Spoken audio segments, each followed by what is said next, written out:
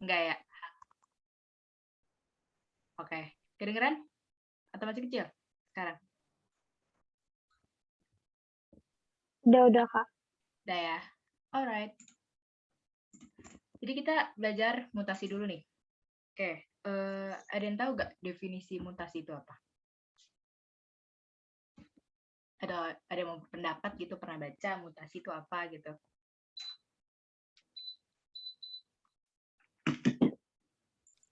Susunan molekul DNA bukan? Kenapa? Susunan molekul DNA. Oke. Jadi mutasi itu masih ada hubungannya dengan DNA gitu ya. Jadi mutasi itu adalah perubahan nih pada suatu substansi genetik, bisa di DNA, bisa di kromosom pada suatu individu. Nah, maksudnya simpelnya tuh mutasi itu kayak suatu ketidaknormalan gitu pada suatu individu, yang ditujukan pada suatu individu gitu ya. Nah, itu perubahan itu, ketidaknormalan itu ditunjukkan karena ada perubahan substansi genetik. Nah, baik di DNA ataupun di kromosom gitu. Jadi intinya dia nggak normal. Nah, apa sih yang menyebabkan mutasi? Yang menyebabkan mutasi itu namanya mutagen. Oke, jadi contohnya gini.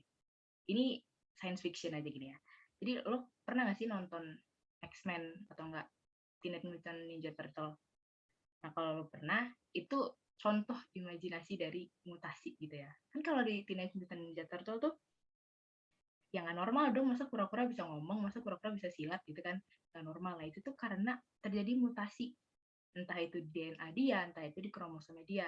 Nah, kalau di filmnya kan gue nontonnya ini yang Megan Fox itu, yang kartun gue nggak nonton. Nah, itu tuh ceritanya tuh si kura-kuranya itu awalnya kayak disuntikin sesuatu nggak sih sama bapaknya. Nah, zat yang disuntikin itu namanya mutagen atau zat yang menyebabkan mutasi.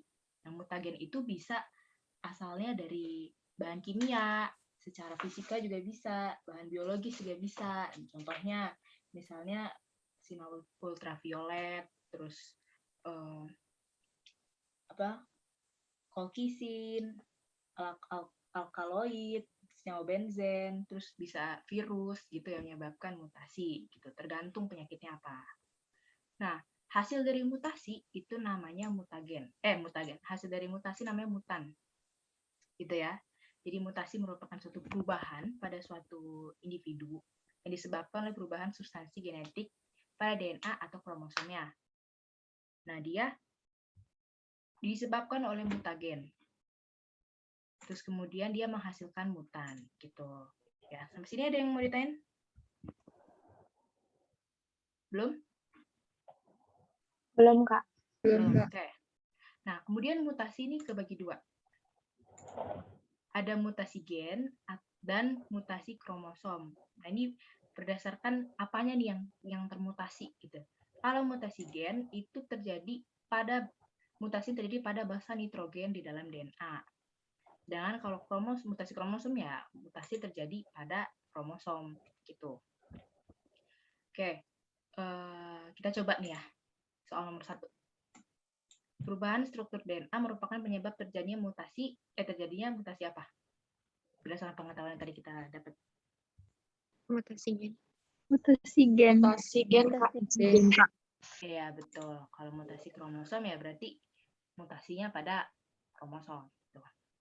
Oke. Lanjut. Oke. Nah, tuh gue mau ngingetin, tadi kan kalau mutasi gen itu adalah mutasi yang terjadi pada basa nitrogen di DNA. Nah, DNA mungkin lu udah pernah belajar kemarin sama Syifa, kalau nggak salah. DNA itu merupakan suatu polimer yang tersusun dari nukleotida. Nah, nukleotida ini tersusun dari apa aja? Nukleotida ini tersusun dari gula pentosa, artinya dia tuh 5 C-nya gitu ya. Terus dia tersusun dari gugus fosfat dan dia tersusun dari basa nitrogen. Nah, untuk basa nitrogen ini ada yang ingat gak basa apa aja? Adenin, sitosin, guanin, timin. Nah, betul. Nah, itu bahasa purin. Kalau misalnya purin itu adenin, terus guanin. Kalau pirimidin itu timin dan sitosin. Gitu ya. Bentar guys. Aus. Udah. Terus kalau misalnya digambarin nih, biasa di buku-buku digambarin gini. Yang ini tuh si fosfat. Yang ini tuh gula. Dan ini nanti si basa nitrogennya. Entah itu bisa A, bisa G, bisa T, bisa C, bisa S gitu ya. Nah, untuk sitosin ini kita sepakat dulu nih, kita nyebutnya C ya, C. Jadi kalau C itu berarti sitosin. Nah, berarti kita akan bermain dengan A, G, T, C. Oke, jadi gue ulang, ini fosfat, ini gulanya, terus yang ini adalah si basa nitrogennya gitu. Jadi kalau mutasi gen, dia mutasinya ada di sini nih, di basanya yang nggak normal gitu. Nah, gitu ya. Nah, jadi lebih jelasnya gini mutasi gen. Mutasi gen itu tadi mutasi yang terjadi pada basa nitrogen pada DNA. Dia tuh ada 3. Ada namanya substitusi, ada nama insersi, dan namanya delesi. Yang pertama nih, substitusi. Ini gue kasih notes ya di sini biar makin mantul. Oke.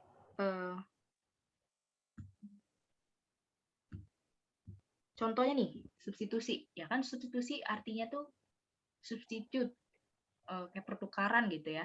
Pertukaran basa nitrogen. Nah, itu tipenya ada yang pertama transisi dan transversi. Kalau transisi artinya pertukaran basa N sejenis. Maksudnya gimana? Maksudnya sama-sama purin. Purin ketukar sama purin. Kayak gitu, contoh. Contoh gue punya basa AT sama AGG misalnya. Terus dia tiba-tiba pas misalnya nih, pas replikasi DNA, dia berubah jadi AGT dan AGG. Nah, kan si A ini berubah kan jadi G, tapi kan dia sama-sama masih purin gitu. Kalau dia sama-sama masih purin, dia sejenis, berarti dia masuknya ke mutasi substitusi tipe transisi kayak gitu. Ya. Terus kalau misalnya nih, tadi nih si AAT AGG dia bermutasi jadi mutasi jadi ACT AGG gitu ya. Nah, si A-nya kan berubahnya jadi C. Kan dia udah beda jenis dong. A-nya purin, C-nya itu pirimidin gitu. Nah, berarti dia masuk ke tipe mutasi gen substitusi yang transversi. Kayak gitu. Ya. Dari sini paham nggak mengenai substitusi, transisi, dan transversi? Paham, Kak. Paham ya? Jadi, mutasi substitusi itu pertukaran basa. Kalau misalnya bertukarnya sama-sama yang sejenis, itu transisi. Kalau misalnya dia beda jenis, itu namanya transversi. Kayak gitu. Nah, kemudian apa lagi nih? Ada yang tadi insersi. Insert artinya nyisip, nambah gitu ya. Berarti ada sesuatu yang nyelip, yang nambah. Nah, contoh AAC CCT.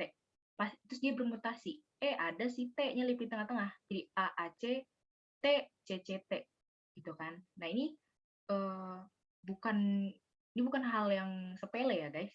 Karena ini akan mengakibatkan kesalahan pengkodean, kesalahan kerangka baca gitu. Jadi kan kalau misalnya untuk dikode jadi protein, bahasa itu dibacanya 3-3 kan.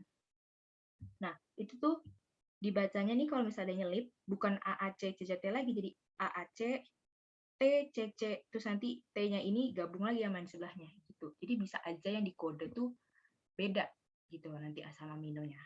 Kayak gitu. Nah, itu insersi, penambahan. Kalau misalnya ada lagi namanya delesi, artinya dia pengurangan, delay, pengurangan basa N. Kebalikannya dari insersi. Contoh, AAC, CCT. Hilang dia si C-nya, AAC jadi CT. Nah, ini juga sama, mengakibatkan kesalahan kerangka baca. Gitu. Jadinya dia AAC, terus CT, nanti kalau ada bahasa lain di sini, gabung dia sini. Jadi kan bisa jadi pengkodeannya salah, kayak gitu ya. Nah, untuk mutasi gen cuma 3, substitusi, insersi, dan delesi.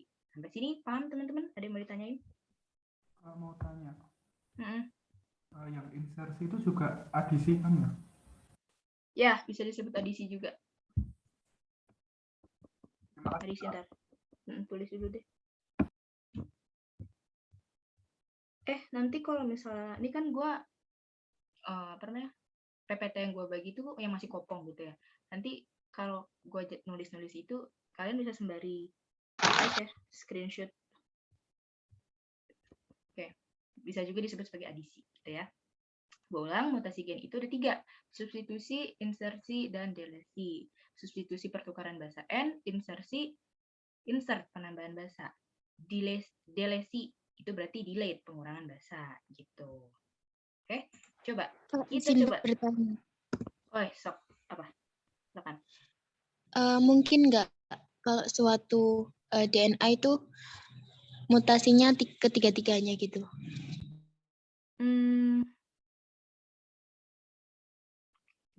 Kurang tahu sih ya, tapi dari yang aku baca sih biasanya masih satu-satu gitu. Mungkin kalau misalnya dia udah fatal gitu ya, mungkin dia mutagennya tuh kuat banget, bisa terjadi gitu.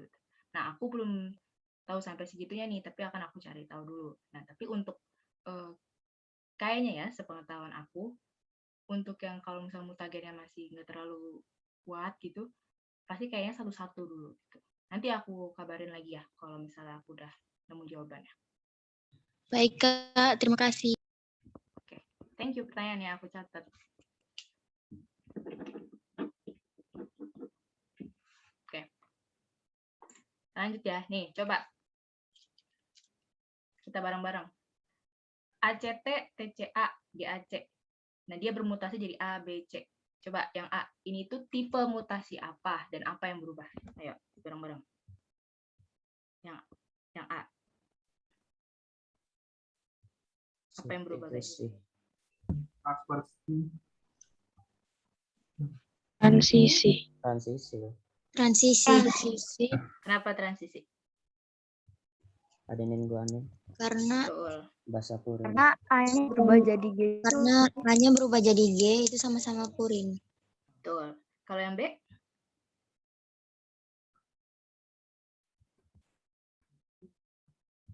Ayo, dan teliti nih. Delesi. Apa yang hilang? G. T. Betul. T hilang. Kalau yang C? Insersi. Insersi. Adisi. Apa yang nyelip? T. Tuh. Itu ya, kira-kira kalau mutasi gen kayak gini. Oke, ini mah pokoknya kalau mutasi gen tuh harus teliti ngeliat. Oke, sampai sini paham teman-teman? Ada yang mau ditanyain? Paham, Kak. Paham, Kak. Alright. Kalau mau di SS dulu. Enggak, aku lanjut ya. Lanjut. Nah, masuk nih mutasi kromosom. Mutasi kromosom dapat terjadi akibat peristiwa berikut kecuali, nah ini coba ditebak dulu aja deh, terka-terka dulu. D. Ada lagi? D. D, Kak. D D, ya. Kak. Oke, betul nih D jawabannya. Nah, jadi kalau gitu inversi, duplikasi, delesi, dan translokasi itu apa sih, Kak? Nah, ini tuh merupakan mutasi kromosom yang mengakibatkan perubahan struktur kromosom. Gitu. Nah, jadi mutasi kromosom itu mengakibatkan pertama perubahan struktur kromosom, yang kedua mengakibatkan perubahan jumlah kromosom. Nah, jadi gini, matengin dulu konsepnya. Jadi misalnya struktur, ya lo tau lah struktur, berarti kayak struktur gitu, kayak struktur botol ini apa? Kepalanya begini, badannya panjang gitu kan. Nah, struktur itu berarti keadaan dari luar gitu ya ceritanya, fisiknya gitu. Ini misalnya seharusnya kromosom kayak gini. Mutasi dia. Misalnya patah gitu. Nah, ini berarti mutasi yang mengakibatkan perubahan struktur kromosom. Nah, kalau misalnya perubahan jumlah kromosom itu gimana? Misalnya dia tuh seharusnya berdua ya, kromosom homolog gitu. Terus tiba-tiba dia bermutasi, kok tiba-tiba ada yang nyelip gitu, ada yang nambah satu. Nah, itu kan gak normal ya, yang seharusnya dia tuh cuma berdua, lah kok tiba-tiba ada 3. Nah, berarti kan ini mengakibatkan perubahan jumlah kromosomnya. Kayak gitu ya. Oke, jadi kalau struktur itu kayak keadaan dia, keadaan fisiknya lah, anggap aja. Dan kalau jumlah kromosom ya jumlahnya, kayak gitu. Oke. Nah, karena inversi, duplikasi, dan delesi itu, translokasi itu masuknya ke perubahan struktur kromosom, kita bahas dulu nih ke perubahan struktur kromosom. Jadi perubahan struktur kromosom itu tadi delesi, duplikasi, inversi, dan translokasi. Pertama nih, delesi. Sama, delete. Artinya berkurang segmen kromosom. Contoh, ini kromosom nih. Dia bentuknya A, bentuknya. Dia tuh punya gen ya. Ini ceritanya ABCDE itu gennya nih. Misalnya gen A itu gen yang mengkode warna mata, yang B itu mengkode warna rambut, C itu yang mengkode warna kulit lo gitu. Nah, ini biar gak ribet gue kasih ABCDE dan EFGH aja, oke? Nah, misalnya mungkin dia pas dia mereplikasi gitu, dia hilang si H-nya. Berarti strukturnya, segmennya ada yang hilang gitu kan? Nah, ini berarti proses mutasi namanya delesi, ada yang hilang. Sedangkan kalau misalnya duplikasi, itu ada nyelip, ada yang kelebihan gitu. Tadi ABCDE, FGH, tiba-tiba pas replikasi ABCDE, FGH. Kayak gitu kan. Jadi kayak nambah, gak normal. Gitu. Oke, paham sampai sini? Paham, Kak. Paham, Kak. Alright, delesi, duplikasi, udah. Terus inversi. Nah, inversi ini artinya perubahan urutan letak gen. Seharusnya ABCD, EFGH. Dia mengalami inversi. Muter misalnya nih. Jadi A, D, C, B, E, F, G, H. Kayak gitu. Jadi dia berubah letaknya. Kayak gitu kalau inversi. Ya. Terus kemudian translokasi.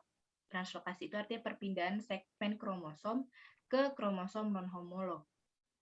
Kayak kalau kromosom non-homolog itu adalah kromosom yang memiliki ukuran yang sama dan membawa tipe gen yang sama. Sama-sama bawa tipe gen misalnya warna mata. Kayak gitu. Nah, biasanya digambarkan misalnya dia berwarna yang sama atau dia berwarna yang sama gitu ya. Nah, ini gue contohkan dia berwarnanya tidak sama biar lo tahu ini tuh kromosom non homolog. Jadi si kromosom ini bisa kromosom 1 dan kromosom 2 ini kan bukan homolog ya. Tiba-tiba misalnya terjadi patah gitu. Si segmen yang patah ini pindahnya ke kromosom non homolog. Nah, itu namanya translokasi. Kayak gitu. Ya. Jadi gue ulang, kalau misalnya dia delesi, itu artinya berkurangnya segmen kromosom. Ada yang hilang. Kalau duplikasi, ada yang berduplikat. Kalau misalnya inversi, itu perubahan urutan letak gen. Muter, gitu. Sedangkan translokasi, perpindahan segmen kromosom ke kromosom non-homolog. Ya, patah, pindahnya ke tempat yang lain. Kayak gitu. Oke? Pas ini paham, teman-teman? Paham, Kak. Kak. Alright, berarti jawab ya. Yang nomor 3, koagulasi. Gitu. Inversi, duplikasi, delesi, translokasi, ya itu mengakibatkan mutasi kromosom. Gitu. Oke, lanjut.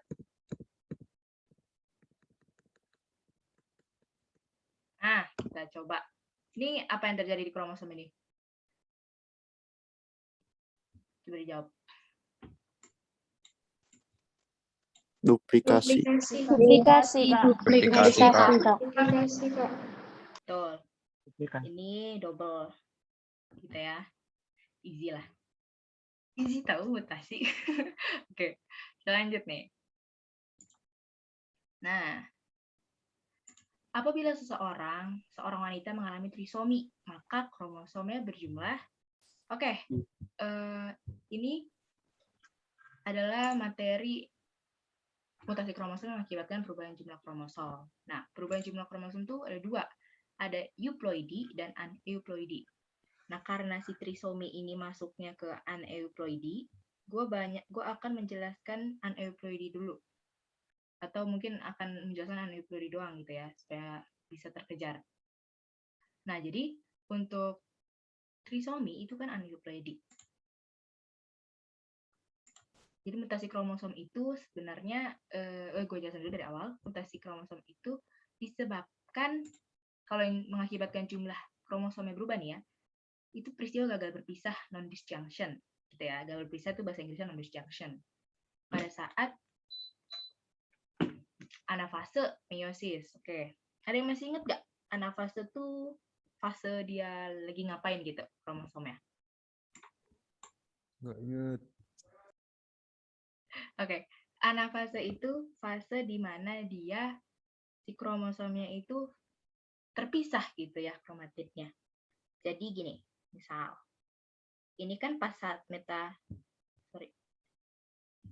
metafase tuh dia kan berjejer ya gak sih? Berjejer gak sih? Ya kan? Dia kan berjejer nih. Terus pas anafase tuh dia kepisah gitu. Ini kan tadi kan 4 nih ya. Ceritanya, aduh maaf ya gambarnya jelek bener, gak kayak punya Nia. Soalnya pulpen gue murah. Nah, ini tuh kayak terbagi gitu loh guys, kepisah. Benang spindelnya nempel ke sentromer dan seolah-olah narik mereka ke dua kutub yang berbeda gitu. Jadi terpisah nih si kromosomnya. Jadi kebelah dua gitu. Satu ke atas, satu lagi ke bawah. Oke, ini pas anafase. Nah, kalau ini kan normal ya, dia kepisah ke atas ke bawah, imbang gitu. Jadi 4 kebagi ke atas di bawah. Kan ini ceritanya 4 lengan ya nih, 4 lengan nih. 1, 2, 3, 4 gitu ya. Kepisah 2 ke atas, 2 ke bawah. Ini juga 2 ke atas, 2 ke bawah. Nah, tapi kalau misalnya gagal berpisah, dia tuh nggak kayak gini. Dia tuh jadi kayak gagal berpisah gitu. Jadi kayak misalnya nih, seharusnya kan dia seperti ini ya, seperti ini. Tapi dia bisa aja dia nggak kepisah. Jadi dia ke atas tuh masih bentuknya 4 gitu. Masih ke atas masih 4. Jadi kan kalau misalnya dia ke atas masih 4, berarti otomatis yang di bawah kurang dong. Dia cuma satu doang ini, satu pasang ini doang. Dan jadi nggak akan imbang nanti pas sitokinesisnya, pas dia membelah jadi sel barunya tuh nggak akan imbang. Yang sel anaknya tuh yang atas dia punya, dia kromosomnya begini, terus yang satu lagi kromosomnya cuma ini doang. Nah, ini namanya mutasi. Ini yang mengakibatkan mutasi, mengakibatkan jumlah kromosomnya berbeda gitu. Ada yang lebih, ada yang kurang, nggak imbang. Jadi intinya kalau misalnya anafase itu pembagian kromosomnya itu harus imbang. Kalau nggak imbang, itu berarti dia terjadi gagal berpisah atau non-disjunction. Kayak gitu. Ya. Sampai sini paham nggak teman-teman? Atau Paham, Kak. ada yang mau dijelaskan? Oke. Paham, Oke. Kak. Paham ya nih konsepnya kayak gini. Nah, ini gambar gue jelek, jadi kita lihat gambar yang bagus. Kalau normal nih ya, normalnya kayak gini kayak tadi. Kebagi dua kan? 2 ke atas, 2 ke bawah. Jadi dua sel anak nih. Kan meiosis 2 kali ya. Terus membelah lagi. Kebagi 2 lagi kan? Jadi 4. Imbang nih kalau misalnya normal.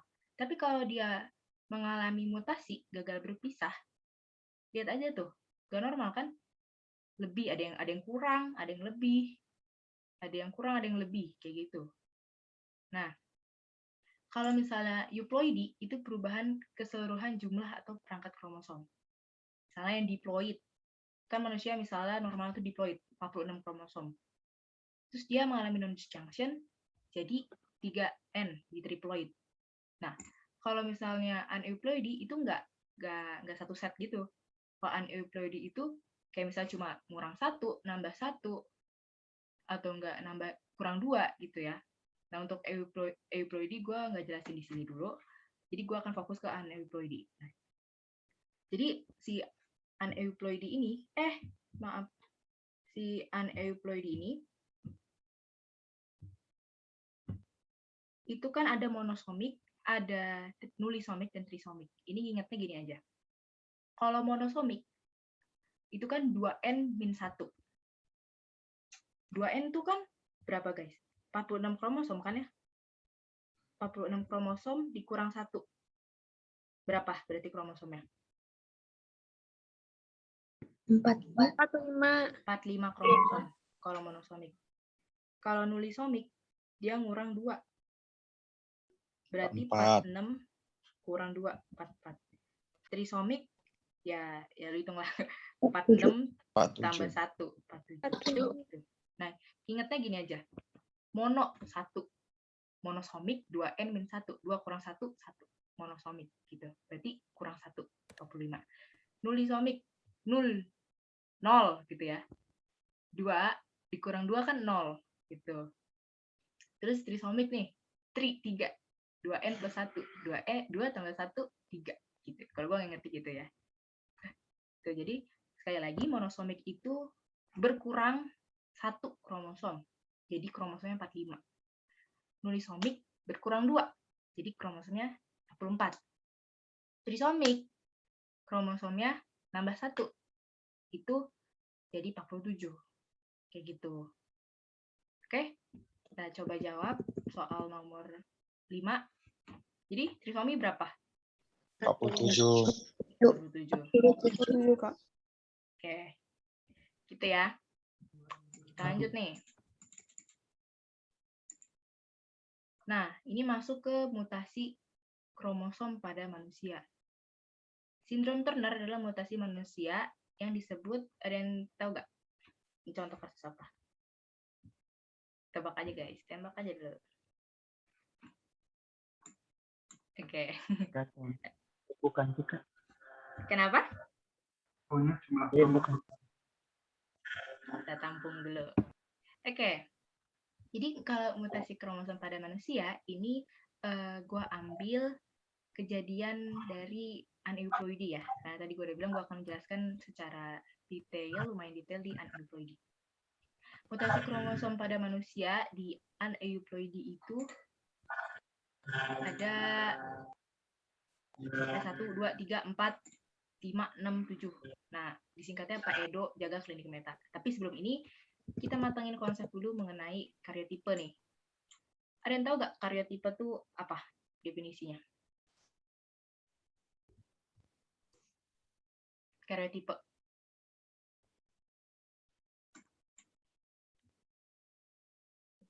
Gimana ya? Nggak tahu, Kak. Oke. Jadi karyotipe itu adalah kayak gambaran lah ceritanya ya, gambaran dari kromosom yang ada di tubuh manusia. Kan kromosom manusia itu kan ada berapa? 46, oke? 46 kromosom manusia. Terus kalau karyotipe itu kan lu kalau misalnya gue jelasin nih, gue suka gambarnya cuma kromosom tuh cuma kayak cuma 2 gini kan. Nah, nyatanya satu sel itu punya 46 gitu. Tapi karena susah digambarin, gue cuma gambar 2 doang. Nah, nyatanya dia punya 46. 46 itu artinya dia mempunyai 23 kan? 23 pasang. Oke. Nah, jadi gini. Ini pasangan pertama nih, pasangan kromosom 1, kromosom 2, kromosom 3, kromosom 4, 5 dan seterusnya. Nah, ini apa nih yang kagak ada nama? Ini kromosom seks ya. Kromosom seks. Ada yang tahu nggak nama lain kromosom seks itu apa? Kromosom. Gonosom seks. Nah, Ini kenapa sih nggak ada namanya? Ya karena bisa cewek bisa cowok kan. Kalau misalnya cewek itu apa? XX kan. Kalau misalnya cowok XY. Gitu. Nah, kalau misalnya kromosom seks itu gonosom, kalau kromosom tubuh apa? Namanya, nama lainnya. Autosom. Autosom. Gitu ya. Tuh, jadi dari kromosom 1 sampai 25, kromosom 1 sampai 22 itu kromosom tubuh autosom. Kalau misalnya kromosom 23, kromosom seks. Itu.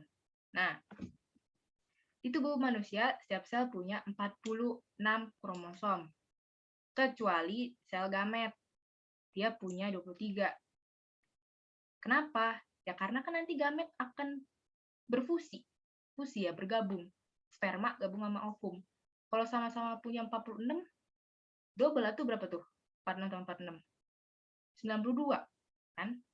Gak normal itu. Nah, makanya si gamet itu punya setengahnya dari kromosom tubuh. Gitu. Nah, terus kemudian kalau boleh catatan gue dulu.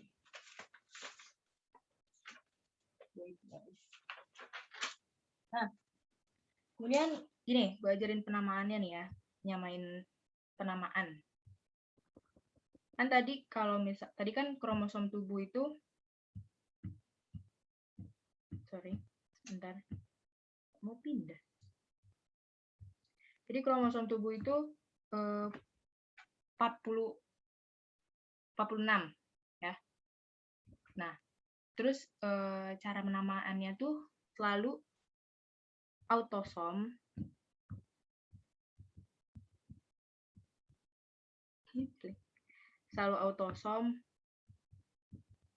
plus gonosom. Nah, kayak gimana misalnya nih? Ini kan kromosom autosom itu ada 44. 44 berarti 22 pasang. Kalau lu mau nulis total keseluruhannya, nulisnya gini. 4 gue nulis di kiri ya. Kalau lu bingung gue nulis mana. 44A plus, tergantung kalau dia cewek, ya berarti XX. Kalau dia cowok berarti 44A plus XY. Tapi kalau lu menulis pasangannya doang nih, berarti lu nulisnya 22AA plus XX gitu misalnya. 22AA plus XY gitu. Jadi kalau misalnya mau total keseluruhannya ya 44 plus A. A doang, satu A-nya. Kalau mau berupa pasangan nulisnya 22AA kayak gitu. Ya ingat aja pasangan berarti pasangan autosom nih 2 A-nya kayak gitu. Ya. Sampai sini paham teman-teman mengenai penamaan cara nulis karyotipe? Paham, Kak. Paham, ya? Kak. Alright, lanjut nih. Oke, jadi mutasi kromosom yang secara aneuploidi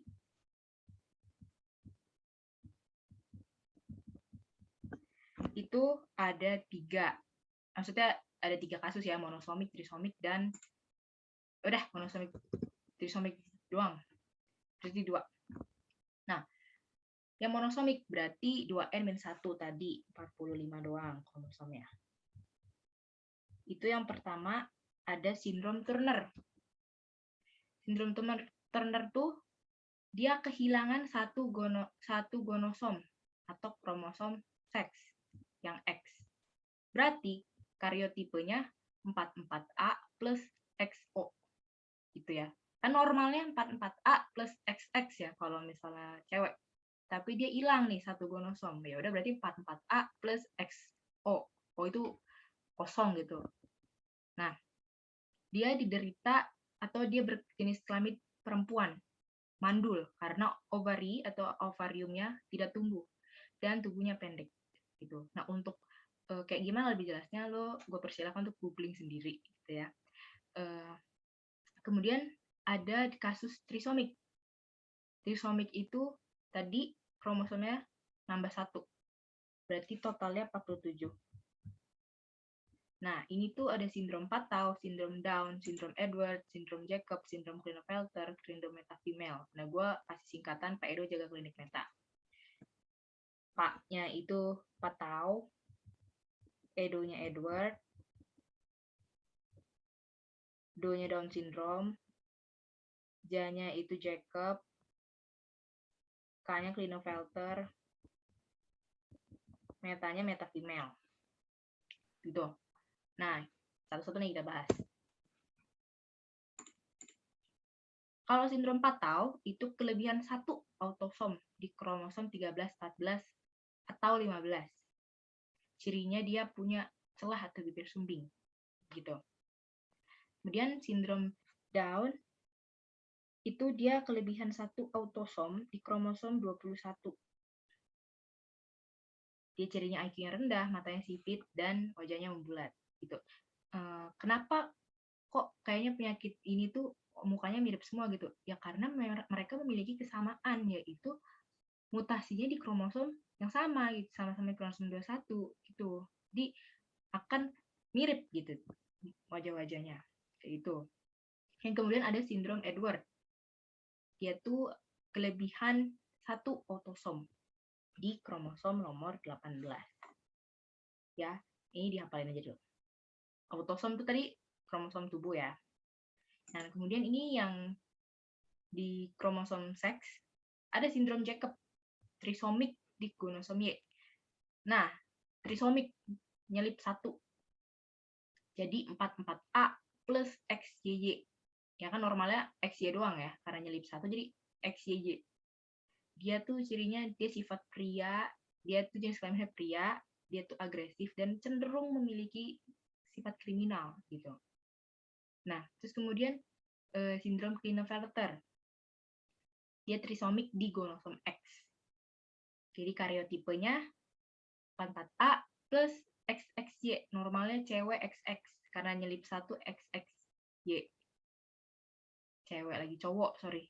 Cowok ya dia tuh jenis kelaminnya cowok karena punya Y.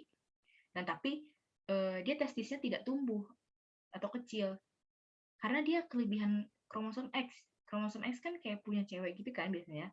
Jadi dia kayak justru sifat ceweknya tuh ada gitu. Sifat fisik ceweknya tuh ada. Seperti payudara membesar dan testisnya tidak tumbuh. Dan kemudian ada sindrom meta female. Trisomy gonosom X. Triple X. XXX. Gitu. Dia cirinya dia wanita, pendek, payudara dan alat reproduksinya tidak berkembang. Nah, kira-kira begitu nih kalau misalnya mutasi kromosom yang aneuploidy di manusia. Biasanya soal tuh nggak kayak kalau misalnya kurang kromosom di gonosom Y itu gimana gitu kan. Biasanya nggak kayak gitu. Misalnya ada soal lo dikasih karyotipe, terus tiba-tiba ada gambar kayak gini. Ini penyakit kapus. Ini penyakit apa? Kalau kayak gini. Sindrom Down. Down syndrome gitu. Terus ada lagi nih. Ya nih kita coba aja. Ini X Y. Penyakit apa nih? Y ya, sorry. XXY apa? Klinefelter. Gitu. Kalau ini di sini atau ya. Kayak gitu. Oke, jadi mutasi kromosom tuh akibatnya meskipun cuma kayak nyelip 1, efeknya bisa macam-macam gitu. Ya. Oke, kita lanjut nih. Kita coba uji pemahaman nih. Berikut ini termasuk contoh peristiwa trisomi pada manusia kecuali apa guys? No. Down syndrome itu apa? Itu trisomi kan ya? Hemophilia nggak jelas. Hemofilia. Ya, betul. Hemofilia. Hemofilia. Betul ya. Hemofilia. Ulang lagi nih, Down syndrome. Trisomi di mana? Ini autosom. Satu. Autosom 21. Betul. Oh, Edward di mana? 18 nggak sih? 18. 18. 11. Betul. 18 Kak. Atau di mana? 13, 14, 14, 15. 15. Pria XXY. Ayo, apa? Klinefelter. Klinefelter. Betul. Klinefelter. Betul. Klinefelter di mana mutasinya? Di kromosom. Ya dong, XXY. Oke. Kalau hemofilia itu berkaitan sama hereditas kalau nggak salah ya. Dia penyakit turunan nggak sih? Iya, itu penyakit turunan. Tuh, jadi gitu ya. Kalau untuk trisomi tadi gue kasih suatu akronim Pak Edo jaga klinik meta. Tuh gue ngapalinnya gini. Oke. Kelar nih. Nah, kita ice breaking dulu. Kayaknya kelas hari ini cepet deh. Mau sejam kayaknya kelas hari ini. Nah, spoiler. Kita ice breaking dulu, guys. Kira-kira yang pertama ini matanya siapa? Jenny Black. Jenny. Bawahnya Jerome. Agak. Jerome. Bawahnya Jerome. Kita doainnya mereka jodoh. Nggak mungkin, Kak. Udah ada nggak sih? Terus bermimpi dong. Oke. Terus ini. Ayo yang atas siapa? Sarukan. Lukas. Siapa yang bawahnya? Bawahnya. Siapa bawahnya? Salah. Lukas. Salah. Lukas. Jonathan. Mabebe. Kok cuma segini? Tada, Minho. kita Bukan. bukan dong. Kita doakan dia baik. Iya, cakep ya. Oke. Citizen. Enggak, aku biasa aja sebenarnya. Oke. Udah, segitu aja. Mari kita berdoa supaya kita bisa menjadi sesukses mereka. Amin. Joko siapa, guys? Oke. Kelar nih kita nih mutasi. Kita coba masuk ke evolusi. Nah, evolusi ini sebenarnya kayak sejarah, belajar sejarahnya biologi gitu ya. Sedikit belajar sejarah di biologi. Nah, spoiler. Evolusi, ada yang mau ngasih pendapat gak evolusi itu apa? Suatu perubahan. Perubahan apa? Dari zaman ke zaman. Iya, betul. Evolusi itu perubahan makhluk hidup yang terjadi dalam kurun waktu yang lama secara bertahap atau dari zaman ke zaman gitu. Jadi butuh berabad-abad, beratus-ratusan tahun gitu. Nggak kayak sehari dia berubah terus lu bilang dia melakukan evolusi. Itu nggak bisa. Jadi evolusi butuh waktu yang lama, kayak di notes yang lama. Nah, evolusi ini itu kebagi dua. Ada evolusi mikro dan ada evolusi makro. Oke, sesuai namanya, easy aja. Mikro nih, kecil. Ya udah, berarti evolusi skala kecil. Dia menghasilkan variasi dalam spesies, tapi tidak menghasilkan spesies baru. Jadi dalam spesies dia punya variasi. Gitu. Bukan menghasilkan spesies baru. Jadi kayak misalnya apa ya? Nanti kita belajar. Nanti misalnya kita belajar nih, ada teorinya siapa gitu. Itu teorinya tuh akan ada jerapah, satu spesies nih jerapah, tapi ada yang tinggi, ada yang pendek gitu. Nah, itu disebut variasi. Lamar Perbedaan di dalam spesies itu disebut variasi, tapi tidak menyebabkan dia menjadi spesies yang baru. Hanya perbedaan kecil lah gitu. Ya, kalau evolusi mikro tuh mengakibatkan variasi. Sedangkan kalau evolusi makro itu evolusi skala besar yang mengakibatkan terbentuknya spesies baru. Kayak gitu. Ya. Dan kemudian ada lagi klasifikasi evolusi, yaitu evolusi divergent dan evolusi convergent. Divergent ya, lu pernah nonton lah ya. Divergent, artinya diversity apa sih?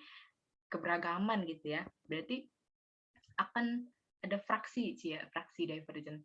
Ada kayak menjadi dari satu spesies, langsung aja dah, satu spesies berevolusi jadi banyak spesies. Gitu. Kalau evolusi konvergen itu muncul individu dengan bentuk morfologi yang mirip, walaupun berasal dari garis keturunan yang berbeda. Jadi sebenarnya nggak banyak yang bilang itu kebalikan dari divergent. Tapi kalau misalnya divergent, kalau kebalikan dari divergent, berarti kan kayak dari banyak jadi satu spesies, itu sebenarnya nggak juga. Jadi kalau evolusi konvergen itu seolah-olah mereka tuh satu spesies mirip jadinya. Karena morfologi itu kayak bagian luarnya tuh mirip. Bagian maaf ya guys.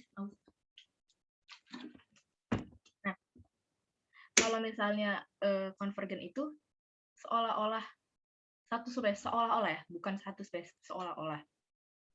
Nah, jadi kayak gini, misalnya ya, gue langsung misalnya ke evolusi konvergen dulu. Misalnya nih, ada lumba-lumba sama ikan hiu. Mereka satu spesies atau enggak? Enggak. Satu hiu enggak kan ya? Yang satu ini kan si hiu apa? Pisces, ikan. Lumba-lumba mamalia gitu. Tapi mereka seolah-olah tuh kayak mirip. Orang makanya suka salah kaprah ngomong, oh ada ikan lumba-lumba gitu. Padahal enggak gitu. Karena mereka hidup di tempat yang sama, di air, jadi morfologinya mirip, sama-sama ramping, sama-sama punya sirip, kayak gitu. Nah, kalau evolusi divergent itu evolusi yang dari satu spesies jadi banyak spesies. Nah, ini merupakan kayak temuannya si Charles Darwin di Pulau Galapagos. Nah, jadi satu burung finch, ini burung finch. Ini tuh awalnya dia nemu satu nih. Terus kok dia nemu lagi nih burung-burung yang lain, tapi paruhnya beda. Nah, karena paruhnya beda itu, dia jadi membentuk suatu spesies baru. Ada 13 biji. Nah, itulah kau baca lah namanya. Chiridopsana losop. Sebenarnya nggak akan ditanyain siapa aja spesies, tapi biar dari pengetahuan aja. Gitu. Ya, jadi kalau evolusi divergent, diversity, dari satu spesies jadi 13 ceritanya nih. Jadi dari banyak spesies. Sedangkan kalau evolusi konvergen, seolah-olah mengerucut gitu. Karena mereka hidup di tempat yang sama. Tapi bukan jadi satu spesies. Hanya seolah-olah. Gitu. Nah, kalau evolusi divergent, itu nanti dibuktikan dengan organ homolog. Kalau evolusi konvergen, nanti akan dibuktikan dengan organ analog. Kayak gitu. Nanti organ homolog dan analog kita belajar. Ya. Sampai sini mengenai opening tentang evolusi, ada yang mau lu tanyain nggak? Belum. Oke. Lamar. Sorry. Belum. Ntar kita sebut si Lamar. Oke. Nah, coba nomor 8. Pembentukan dua spesies baru dari satu spesies asal disebut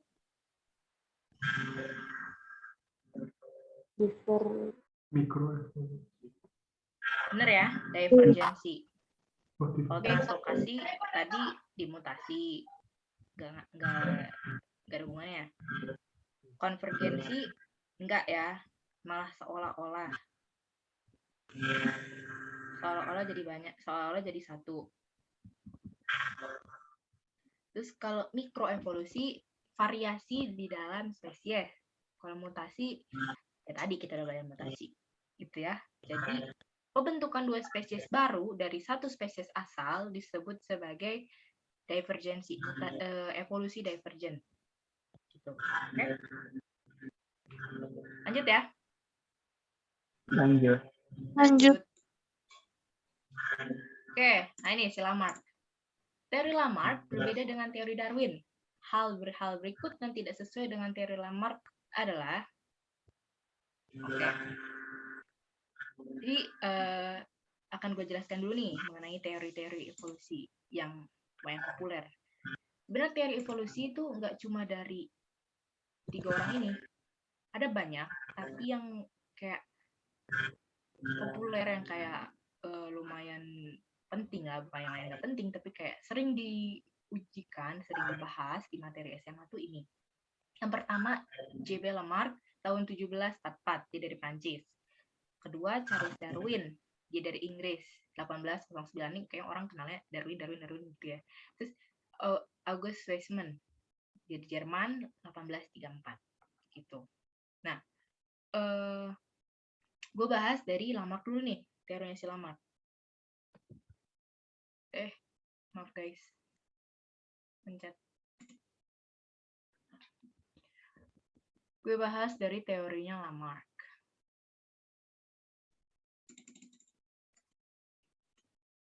Oke, intinya teori Lamarck itu adalah use and disuse. Use artinya digunakan.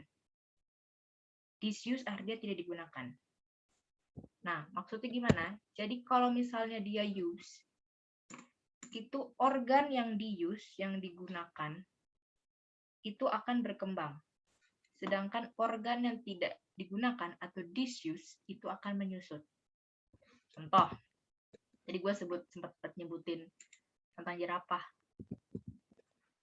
Kalau menurut teori Lamarck, dulu tuh kan ada jerapah yang leher pendek dan jerapah leher panjang. Tapi jerapah leher pendek itu berubah jadi jerapah leher tinggi. Sebab dia berusaha nge-reach makanan atau daun yang ada di atas.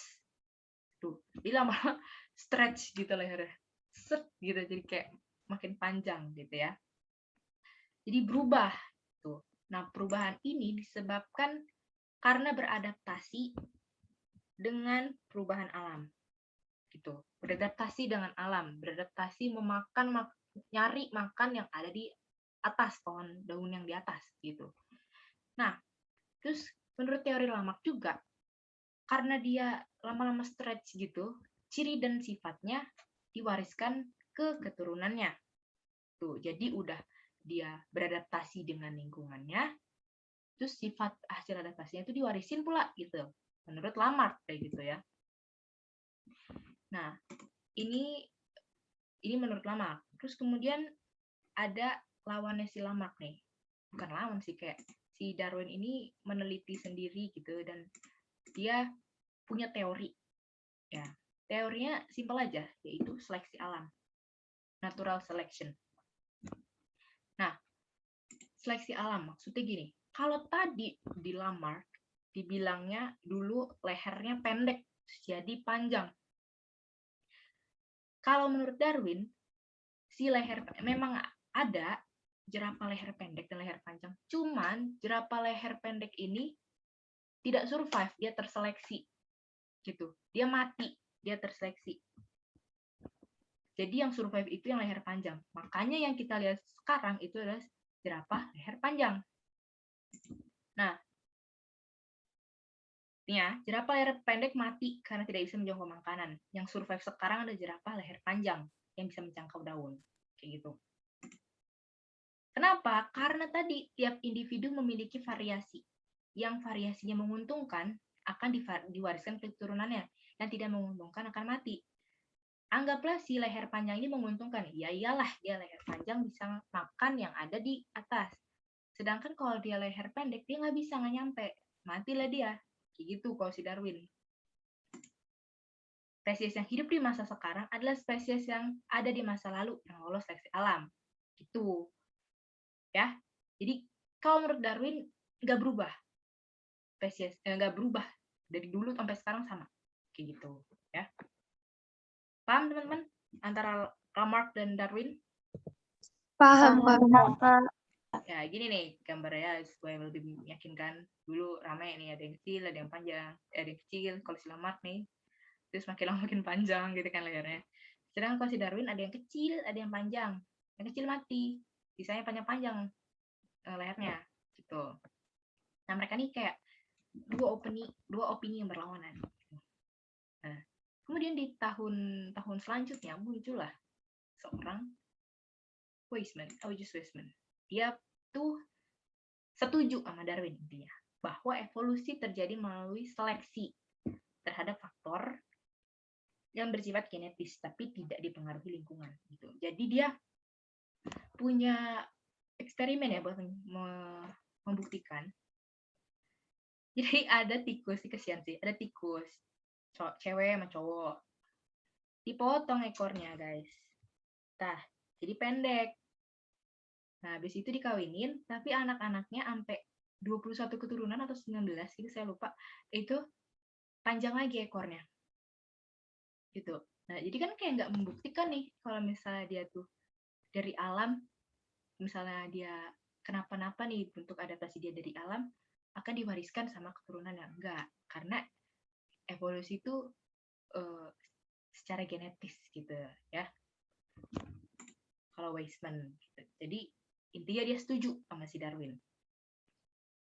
Oke, paham ke sini? Mantap. Nah, kita jawab ya. Kita jawab. Yang teori Lamarck berbeda dengan teori Darwin. Hal-hal berikut yang tidak sesuai dengan teori Lamarck. Yang A, organ yang sering digunakan akan berkembang. Dan yang tidak digunakan akan menciut. Benar salah? Benar. Benar. Berarti bukan jawabannya Benar. karena kita nyari yang salah. Salah. Nyari yang salah. Adaptasi terhadap lingkungan merupakan kejadian evolusi. Benar salah? Benar. Benar. Benar ya. Jerapah panjang, leher panjang, berasal dari jerapah berleher pendek. Benar. Benar. Jerapah berleher pendek menjadi berleher panjang bila makan daun yang tinggi. Benar. Benar. Benar. Ya, jawabannya jerapah berleher pendek akan mati karena kalah dalam persaingan. Yaitu ini teorinya si Darwin. Tuh. Itu ya mengenai teori evolusi. Oke? Ada yang mau ditanyain teman-teman sampai sini? Enggak. Ya, oke, Lanjut, mantap. Kak. Oke.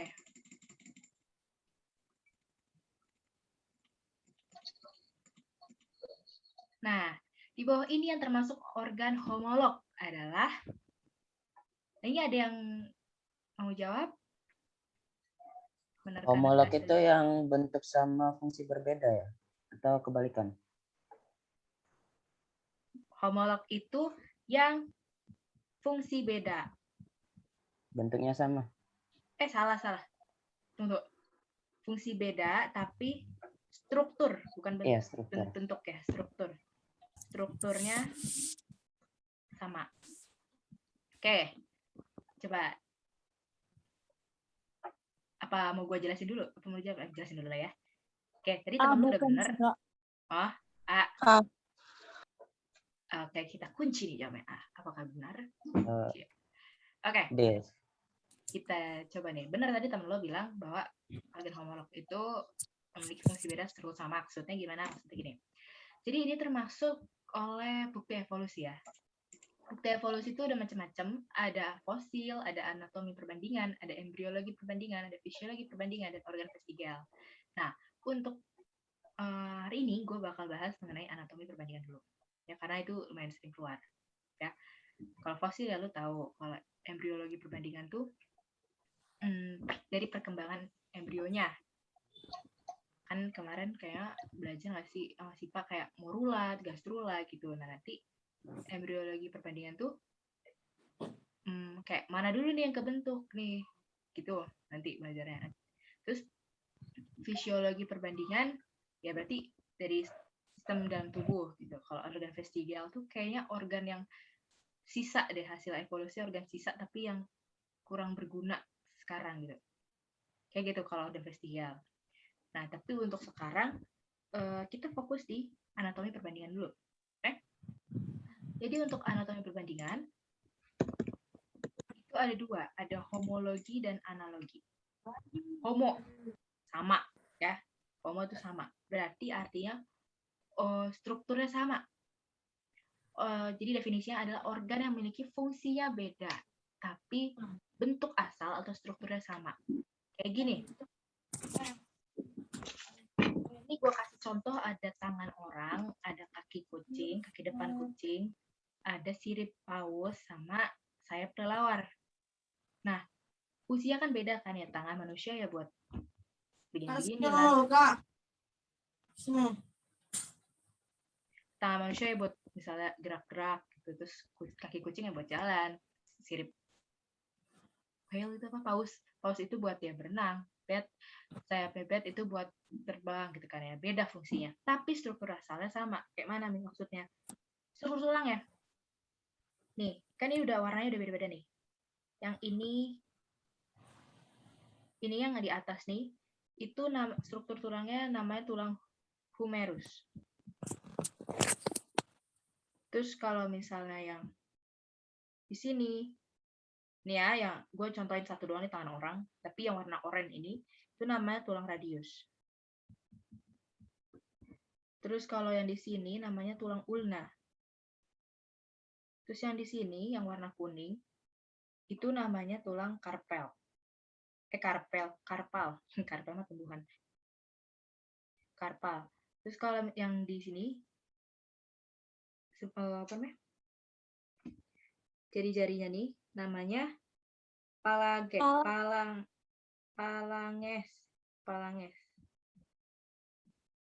Kenapa tadi dia manggil gua? Enggak ya? Oke, gitu. Nah, ini kelihatannya memang fungsinya beda, tapi kalau dilihat secara struktur sama, mereka sama-sama punya tulang humerus, sama-sama punya radius, sama-sama punya karpal dan punya phalanges. Gitu. Ya, tapi fungsinya beda, homolog. Nah, contohnya tangan manusia dengan sayap kelelawar. Kaki depan kucing dengan sayap kelelawar. Tangan manusia dengan kaki depan kuda. Itu memiliki struktur yang sama gitu. Oke? Kalau homologi itu kayak gitu. Paham teman-teman homologi? Paham. Paham. Di screenshot ya. Kalau pengen di screenshot sok aja. Oke? Iya, kenapa? Ada yang mau nanya? Ada yang mau nanya nggak sih? Tadi ada yang manggil? Enggak ya? Oke. Lanjut nih ya. Sekarang kita ke organ analogi. Kebalikannya. Fungsinya sama, tapi bentuk asal atau strukturnya beda. Contoh, sayap serangga dengan sayap burung. Kalau sayap burung nih, strukturnya tuh beda gitu ya. Misalnya dia tuh punya tulangnya apa gitu, gue belum tahu. Dan juga kayak beda lah strukturnya. Kalau misalnya serangga, ini kagak ada tulangnya gitu. Ini tuh kayak tumbuh dari punggungnya gitu, berupa kayak membran gitu kan. Jadi kayak tipis-tipis gitu, bahannya beda gitu. Nah, jadi kayak dari strukturnya beda. Ini kayak misalnya ada tulang dan ini tidak ada gitu. Nah, beda strukturnya. Juga sama kayak sirip paus dan sirip ikan. Meskipun kayak fungsinya sama nih, sama-sama buat berenang. Tapi mereka beda strukturnya gitu. Si ikan nggak punya struktur tulang yang kayak tadi, nggak punya humerus, nggak punya radius, nggak punya ulna. Dia nggak punya. Sementara kan si paus tadi punya. Jadi dia fungsi yang sama, tapi strukturnya beda. Kayak gitu ya kalau analogi. Jadi homologi itu fungsi beda, asal atau strukturnya sama. Analogi fungsi sama, asal atau bentuk strukturnya beda. Kayak gitu. Oke? Jadi kita coba jawab. Nomor 9. Apa? Yang A. B. B. Yang Yang B. B. B, tangan manusia dengan sayap berkelawar. Betul. jawabannya. Kalau sayap burung dengan sayap kupu-kupu, enggak. Kaki manusia dengan tangan kera, enggak sih. Beda posisi juga ya, beda posisi. Terus sirip dada paus dengan kaki belakang kuda, enggak juga. Kaki depan ciptah dengan ekor sapi, apalagi, enggak. Gitu. Oke? Paham teman-teman? Sampai sini? Paham. Paham, Kak. Oke. Paham, Kak. Oke nih, terakhir. Terakhir, nomor 10. Terakhir ya, ini terakhir. Manakah yang menggambarkan hubungan antara sayap hewan berikut? Sayap belalang, sayap kelelawar, sayap burung layang-layang. Analog. Analog. Analog. Fungsi sama struktur beda. Betul, betul banget. Oke. Kalau misalnya homolog tadi apa coba? Diulang. Homolog. Kalau homolog, organnya memiliki struktur berbeda. Tapi Beda strukturnya sama. Strukturnya sama. Homozigot ya itu hereditas. Karyotipe tadi kayak penggambaran kromosom di dalam sel. Kalau ontogeni, sorry, bukan ontologeni. Ontogeni ada yang tahu?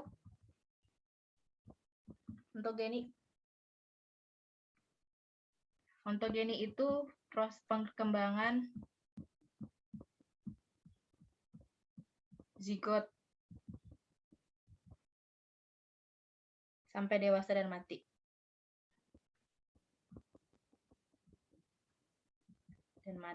Gitu ya.